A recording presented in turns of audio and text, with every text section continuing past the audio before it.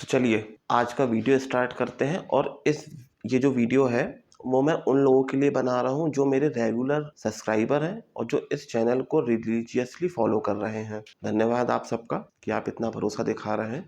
तो मेरा भी फर्ज बनता है कि मैं आपको कुछ ऐसी जानकारी दूं जो कहीं और आपको इस तरीके से नहीं मिल रही है। उसके लिए आपको सिर्फ इस वीडियो को बहुत शांति से बैठ के देखना होगा और डेफिनेटली मैं इस सारे वीडियो के अंदर में आपको कुछ ऐसे पॉइंट्स बताऊंगा जो आपको फ्यूचर में भी आपकी इन्वेस्टिंग में काम आने वाले हैं। तो फर्स्ट ऑफ ऑल आज हम जिस सेक्टर की बात करने जा रहे हैं ये सेक्टर है केबल एंड वायर का। बहुत सिंपल था मैथमेटिक्स।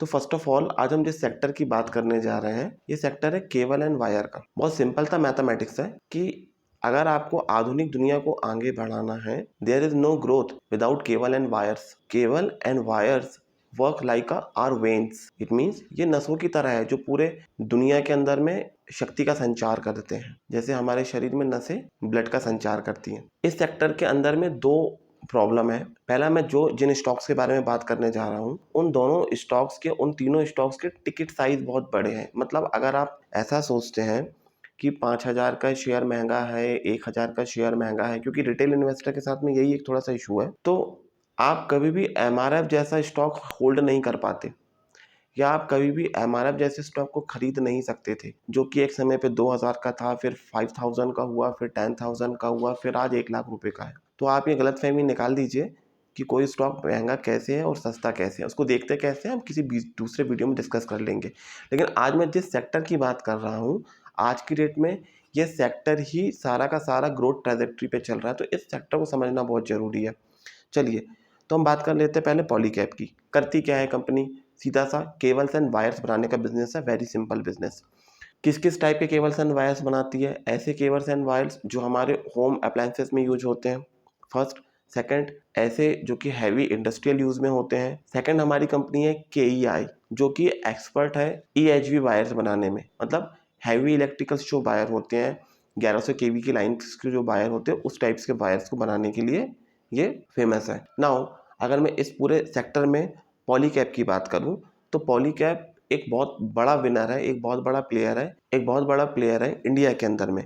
अगर हम केबल्स एंड वायर्स के ग्लोबली मार्केट शेयर को देखते हैं तो आज ये पूरी इंडस्ट्री $250 बिलियन की है, जिसमें कि अकेला चाइना $20 बिलियन का एक्सपोर्ट करता है। मतलब चाइना इस पूरे सेक्टर के अंदर में आज के समय पे किंग है। नाउ अगर हम बात करें फिर से पॉलीकैब की, तो पॉलीकैब के पास में जो अप्रूवल है, देखिए पॉलीकैब के पास में आज क्या आ रखा हुआ है? अप्रूवल आ रखा हुआ है। किस चीज़ का?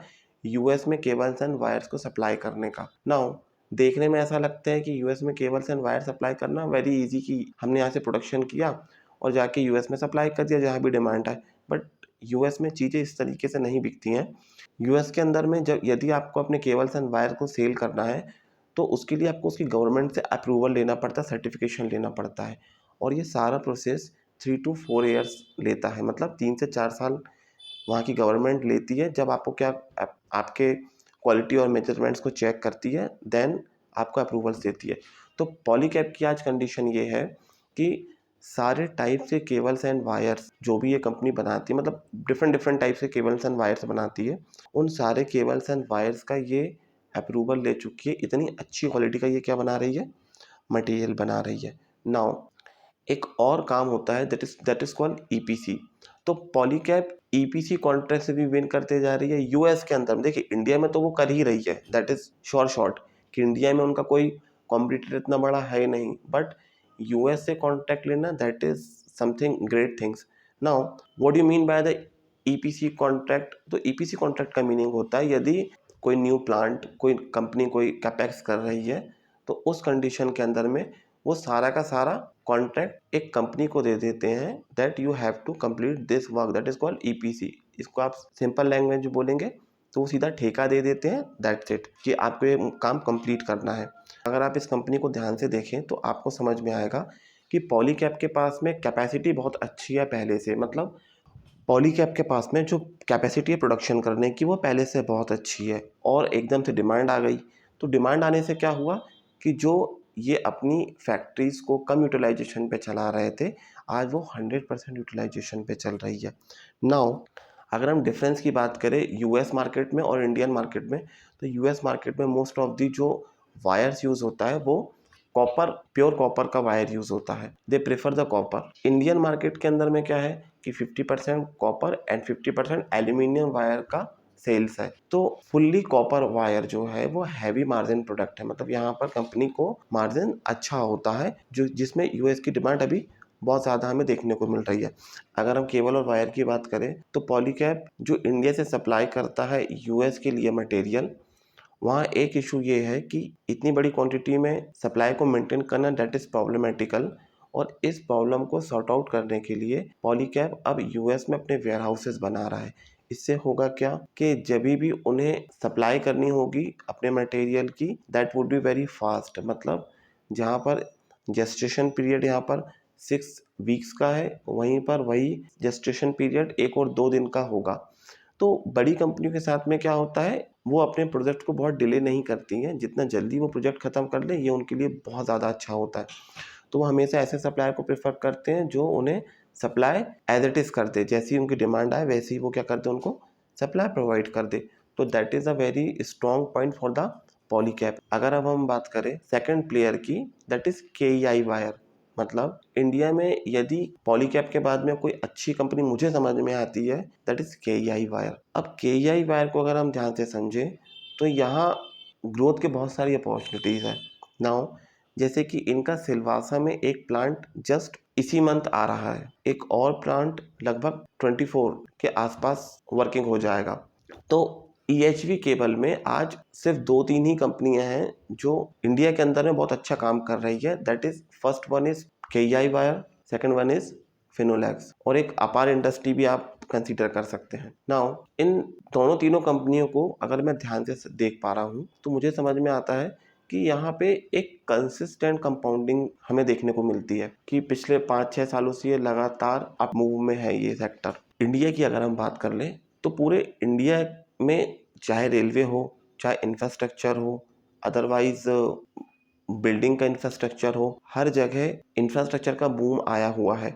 और इस सारे इंफ्रास्ट्रक्चर में केबल एंड वायर बहुत एसेंशियल पार्ट्स हैं। मतलब आज केबल एंड वायर पूरी इंडस्ट्री के अंदर में बूम है। मतलब अगर आप इसे ध्यान से समझे तो आपको समझ में आएगा कि इंडिया भी एक बहुत बड़ा मार्केट है जहाँ पर डिमांड आते जा रही है, और एक ऐसा मार्केट जिसमें पिछले 10-20 सालों से डिमांड नहीं आई हुई थी, आज वहाँ पर डिमांड क्रिएट हुई है, दैट इज यूएस मार्केट। अब हम देखिए नंबर्स तो मैं आपको बड़े वेली वेल बता ही देता है कि देखिए यहाँ टॉप लाइन बढ़ रही है, इतने मार्जिन हैं, वो आप जाके स्क्रीनर पे भी देख सकते हैं। कई अगर आप कमेंट्स में डालेंगे तो मैं आपको वो भी नेक्स्ट टाइम से दिखाना चालू कर दूंगा, but I think that is waste of time. मैं आपको जो पॉइंट बताने वाला हूँ वो ये है कि ये ग्रोथ आ क्यों रही है। देखिए सिर्फ इतना बता देना कि कंपनी की टॉप लाइन बढ़ रही है, वो तो आप जाके स्क्रीनर पे भी देख सकते हैं। तो फिर मेरे चैनल पे आने का आपको फ़ायदा क्या? फ़ायदा ये है कि मैं आपको ये बताने जा रहा हूँ अब कि ये बेसिकली ग्रोथ आ क्यों रही है। और जब जिस दिन आपको इस क्यों का कारण समझ में आ गया, उसके नेक्स्ट डे से आपको इसके प्राइस करने का डर तो ख़त्म ही हो जाने वाला है। तो अब हम समझते हैं पूरे वर्ल्ड को। अगर आप पूरे वर्ल्ड में देखते हैं तो यहाँ पर 3 पावर्स हैं। First is America, US, second is China, third is India. Now in तीनों पावर्स के बीच में एक सबसे बड़ा इशू ये है कि आज वर्ल्ड की फैक्ट्री चाइना है, और यूएस को अब इस बात का कहीं ना कहीं खतरा मंडराने लगा है कि चाइना यूएस को पीछे ना छोड़ दे। मतलब king always want to be a king, this is reality. So America के पास में ऐसा क्या है जो वो दुनिया को लीड करता है? तो अमेरिका 2 चीज़ों का सबसे बड़ा सप्लायर है। पहला सेमीकंडक्टर, सेकंड हथियारों का सबसे बड़ा सौदागर, हथियारों का सबसे बड़ा विक्रेता। नाउ जब हम सेमीकंडक्टर की बात करते हैं तो आज आपके मोबाइल से लेके फ्रिज, टीवी, लैपटॉप, कंप्यूटर, ये सारा कुछ सेमीकंडक्टर पे डिपेंडेंसी रखता है। यूएस है नाउ, और सेमीकंडक्टर का सबसे बड़ा विक्रेता भी कौन है? That is US. तो सेमीकंडक्टर को बनाना इतना आसान नहीं है। ये जो टेक्नोलॉजी है that is very tough technology. Even though China भी आज तक सक्सेस नहीं हो पाया है कि वो सेमीकंडक्टर की मैन्युफैक्चरिंग कर पाए। तो यहाँ सिर्फ 3 ही कंपनियाँ हैं, इंटेल, ताइवान सेमीकंडक्टर और सैमसंग। ऐसी 2-3 ही कंपनियाँ हैं जो वर्ल्ड लेवल पर सेमीकंडक्टर का मैन्युफैक्चरिंग करती है यूएस के लिए। अब इस सारी ये केबल एंड वायर का जो लेना देना है वो सेमीकंडक्टर तक कहाँ पहुंच गया, हम इस बात की बात कर लेते हैं। अभी आपने बहरहाल कुछ समय सुना पहले ही देखा होगा कि सेमीकंडक्टर की कमी आई हुई है। अब इस कमी को पूरा करने के लिए अमेरिका ने अपने देश के अंदर में इंसेंटिवाइज किया हुआ है सेमीकंडक्टर मैन्युफैक्चरिंग प्लांट्स को। इससे हो क्या रहा है, क्योंकि जब आप इन प्लांट्स को देखेंगे, जब इन प्लांट को समझेंगे तो आपको समझ में आएगा, क्योंकि इसी चैनल पे एक वीडियो भी है जहाँ पर मैंने आपको सेमीकंडक्टर के बारे में ASML के बारे में वीडियो बना रखा है। चाहे तो आप जाके थोड़ा सर्च करेंगे तो आपको वो मिल जाएगा, वो वीडियो मिल जाएगा। आप उस वीडियो को जब देखेंगे तब आपको समझ में आएगा कि सेमीकंडक्टर की मैन्युफैक्चरिंग के लिए बहुत बड़े प्लांट्स की ज़रूरत होती है, फर्स्ट थिंग। सेकेंड थिंग, इस प्लांट में सबसे ज़्यादा जो कंज्यूम होता है दैट इज़ पावर। अब इसकी पावर के यूजेस को अगर आपको समझना है तो आप ऐसे समझिए कि यहाँ पे फर्नेसेस लगाए जाते हैं। फर्नेसेस को आप लेमैन लैंग्वेज में क्या बोल सकते हैं, दैट इज़ भट्टियाँ। तो क्वार्ट्ज को आप रेत बोल सकते हैं। तो क्वार्ट्ज से सिलिकॉन बनाने का जो मेथड है, जो कि आपके सोलर पैनल में भी यूज़ होता है, that is also used in your semiconductors. तो दोनों जगहों पर इसका बहुत बड़ा यूजेस है। और वर्ल्ड लेवल पर अगर आपको किसी चीज़ की सप्लाई करनी है और उस सप्लाई को मेंटेन करना है तो आप कभी भी डिमांड और सप्लाई चेन को ख़राब नहीं होने दे सकते। इससे क्या होगा, डिमांड एंड सप्लाई चेन खराब होने से लोगों को उसके प्रोडक्शन करने के बारे में सोचने का टाइम मिलेगा, दूसरे देशों को मजबूरी बनेगी। तो यदि मैं उसी चीज़ की सप्लाई बहुत कम रेट्स पर अवेलेबल करवाते जा रहा हूँ तो कोई क्यों प्रोडक्शन करना चाहेगा सेमीकंडक्टर का। तो यूएस नहीं चाहता है, और ये टेक्नोलॉजी इतनी ज़्यादा, इसकी जो सारी टेक्नोलॉजी है वो इतनी ज़्यादा हाईटेक है और इतनी ज़्यादा रिजर्व्ड है कि बहुत कम लोगों को उस टेक्नोलॉजी के बारे में पता हुआ। That is another matter. हम आते हैं अपने केबल एंड वायर वाले बिजनेस पे कि वो ग्रोथ आ क्यों रही है। तो अगर आप समझते हैं एक फर्नेस के अंदर में, तो एक फर्नेस मतलब एक भट्टी जहाँ पर आप रेत से सिलिकॉन को बनाते हैं, उसका इलेक्ट्रिसिटी का कंजप्शन जो होता है that is around 45 megawatt, 45 megawatt के आसपास एक भट्टी में इलेक्ट्रिसिटी की ज़रूरत पड़ती है। और ना जाने ऐसी कितनी हज़ारों फर्नेसेस सिलिकॉन मैन्युफैक्चरिंग प्लांट्स में लगानी होती है। अब 45 मेगावाट अगर किसी को समझ में नहीं आ रहा है तो ये इतनी बिजली होती है, ये इतनी इलेक्ट्रिसिटी होती है कि इससे एक छोटे शहर की आवश्यकता पूरी हो सकती है। तो जब इतनी बड़ी क्वांटिटी के अंदर में कैपेक्स होने जा रहा है यूएस में, तो स्वाभाविक सी बात है कि वहाँ केबल एंड वायर का यूजेस लगेगा। और केबल एंड वायर यदि अपनी किंगशिप को नहीं खोना है तो ये यूएस की मजबूरी कि उसे कैपेक्स करना पड़ेगा, इंसेंटिवाइज करना पड़ेगा। जैसे आज से लगभग 50 से 60 साल पहले यूएस ने उसके टेक कंपनीज को इंसेंटिवाइज किया था। तो आज वहाँ का टेक आप सब लोग जानते ही है कि यूएस टेक के लिए भी बहुत मशहूर है। सिलिकॉन वैली में टेक कंपनीज की कमी नहीं है और वो बहुत सफल भी है। वैसे ही सेम आज सेमीकंडक्टर के मामले में यूएस किसी को भी एंट्री नहीं देना चाहता है। तो डैम श्योर कि जहाँ एक फर्नेस के लिए आपको 45 मेगावाट का पावर लगता है, तो हज़ारों फर्नेसेस को आपको ऑपरेट करना है, उतने बड़ी फैक्ट्री को आपको ऑपरेट करना है। और ये सारी फैक्ट्री मतलब अगर आप बड़े ध्यान से सेमीकंडक्टर की मैन्युफैक्चरिंग को समझते हैं, सोलर प्लांट की मैन्युफैक्चरिंग को समझते हैं, सिलिकॉन की मैन्युफैक्चरिंग को समझेंगे तो आपको पता चलेगा कि पूरा खेल पावर और सिर्फ पावर का है। नाउ इस सबसे बड़ी ग्रोथ का कारण, सेकेंड ग्रोथ का कारण कि यूएस 20 से 25 साल के बाद में, मतलब एक इंटरवल टाइम था 20 to 25 ईयर्स का, उसके बाद में यूएस आज अपने पावर और इलेक्ट्रिसिटी डिस्ट्रीब्यूशन को फिर से रीबिल्ड कर रहा है।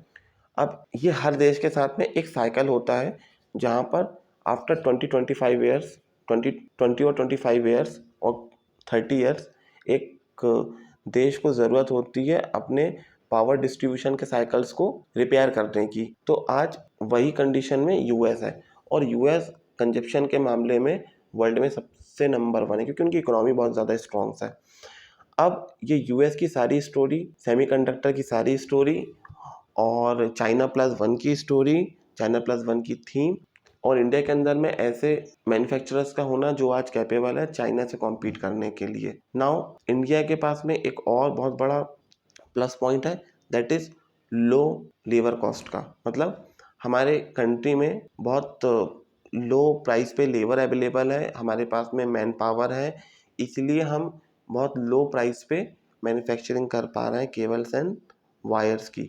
तो अब यहाँ पर हमारे सामने 3 कंपनियाँ हैं जिनके चार्ट आपको अगर आप ध्यान से देखेंगे तो बिल्कुल रॉकेट स्काई रॉकेट टाइप दिखेंगे। इनके वैल्यूएशन की अगर मैं बात कर लूँ तो वैल्यूएशन बहुत ज़्यादा सस्ते नहीं। अब आप वैल्यूएशन पर को कैसे देखेंगे, आप सिंपली गूगल पे जाइए, गूगल पे जाके स्क्रीनर टाइप कीजिए।